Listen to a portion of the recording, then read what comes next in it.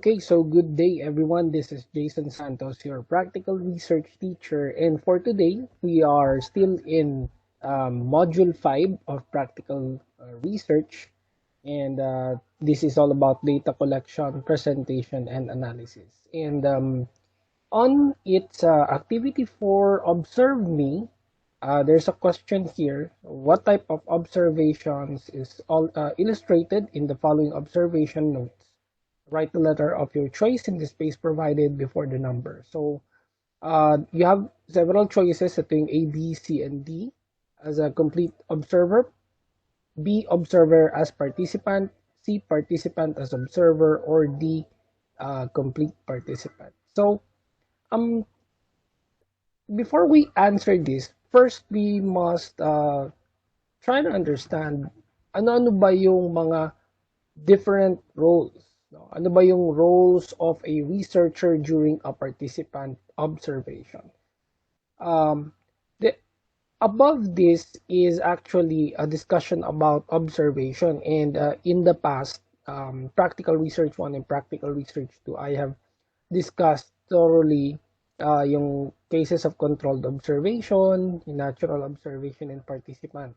Now, in order for us to answer, now we're just going to look at the description of each role. So, pag sinabi mong complete observer, there are a couple of things that we have to look at. No? The complete observer mode, okay, is where the observer observes the spontaneous natural behavior. So, spontaneous, ibig sabihin, uninterrupted, normal, natural behavior ng participants, whoever they may be, and then with as few external factors affecting it as possible. So the observer is neither seen, so hindi siya nakikita, nor noticed by the participants. So the participants do not know the existence of the observer. Okay? The participants are less prone to the Hawthorne effect. So, pag sabi mo Hawthorne effect, ito yung parang when the cats are present, no? The mouse are hiding. No? Parang reverse na gano'n. No? So, that's the first one. And then next, you have observer as participant, wherein the researcher does not prioritize recording spontaneous or natural behavior. So, it's not the priority of the researcher. With as few external factors affecting it as possible. The observer is known and recognized by the participant as part of their group or community, but has limited interactions with them. And then next, we have the participant as observer. So researcher does not primarily aim to capture spontaneous or natural behavior, similar to the earlier category. However, the observer is considered as a researcher. So yun kasi yung role niya, no? So para acknowledge siya as a researcher and not a member of the group or community, which is being observed or investigated. The observer is fully engaged with the participant. So, and then finally, we have the complete participant, wherein the researcher is to observe the spontaneity of natural behavior. Taking this role raises ethical issues. So, ito na yung nabanggit ko in the past na para kang mystery shopper or you are undercover. Yan, acts like an undercover. No?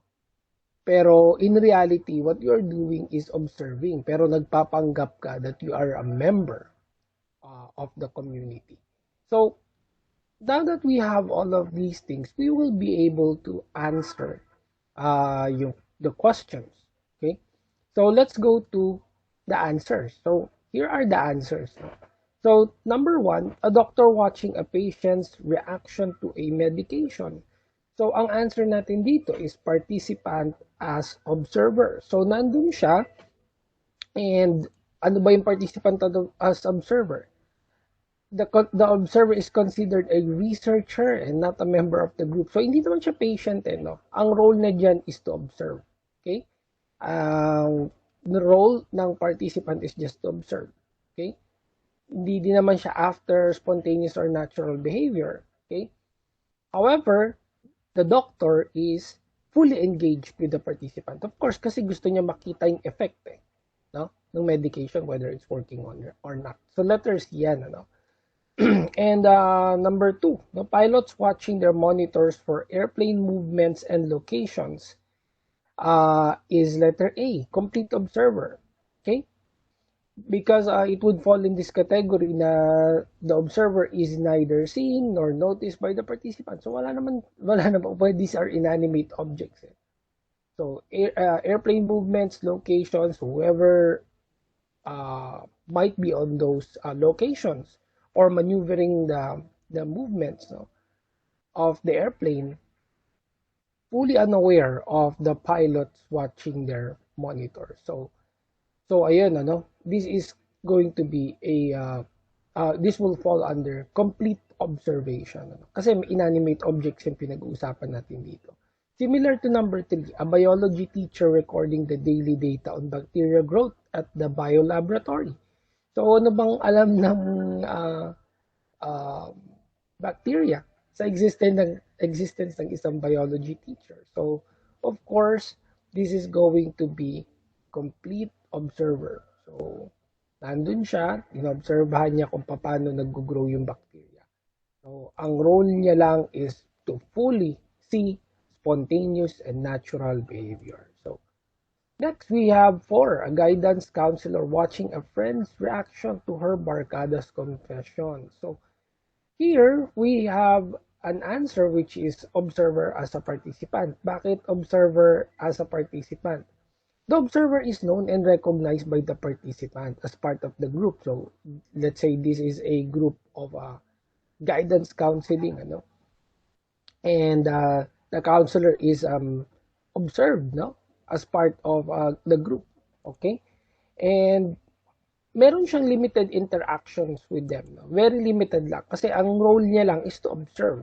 Okay, and later on maybe provide a little counseling here and there, but the entirety of uh, their activity, no, whatever outcome the activity might have, no, which is a confession towards one another, wala naman siyang ano dun eh, no, kumbaga the counselor is acting more of a mediator or some sort of yeah, just an observer. Okay, so ultimately ang merong kasing usapin dito would be the barkadas, no, them reacting them confessing towards one another or maybe telling stories to one another. So this is going to be observer as participant. So number 5, an advisor watching her students work during independent work time falls under A as a complete observer. So you may argue na paano yan? Neither seen nor heard or by the participants. Yes, they could in this case be seen or noticed. But take note, ano, the students are in their independent work time. So this is already outside, technically outside the boundaries, no, of uh, let's say school work time. Ano. So independent work time, ito na yung labas dun sa nakatakdang oras. No.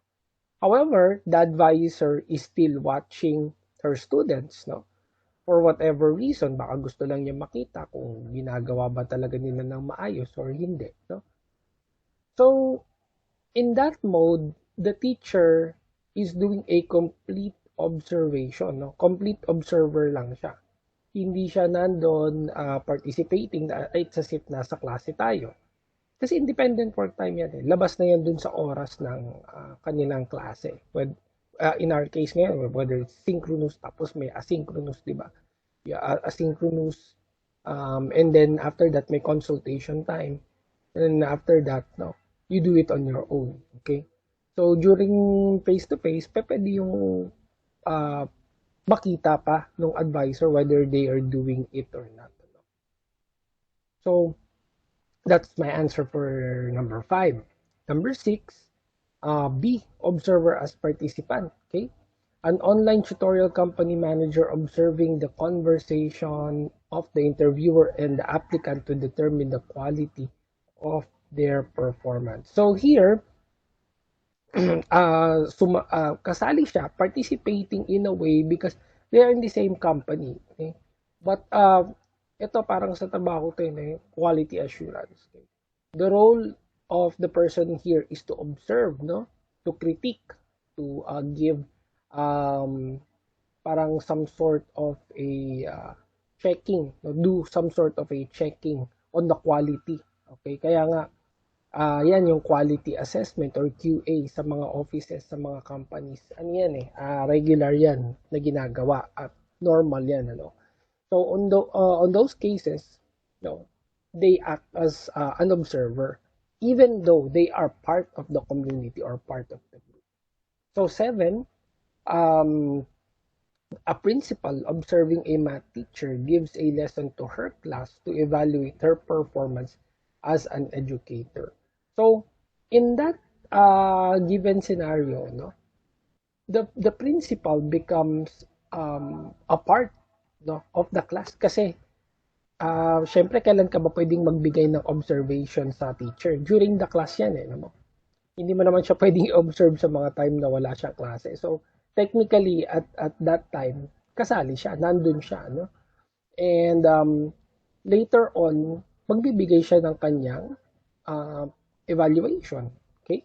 So, in that case, the principal becomes an observer in a particular setting. No?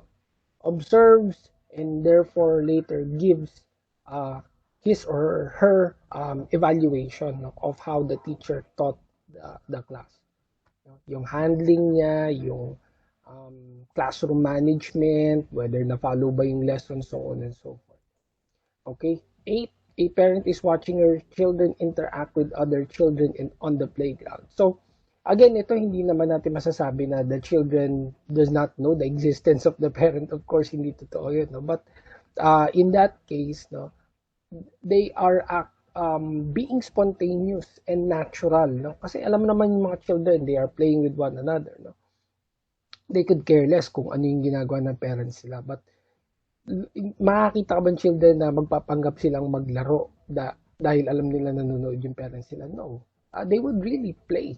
No? Regardless of the outcome, minsan madadapain kung ano-ano pa yung mangyayari. So, in that case, the parent acts as a complete observer.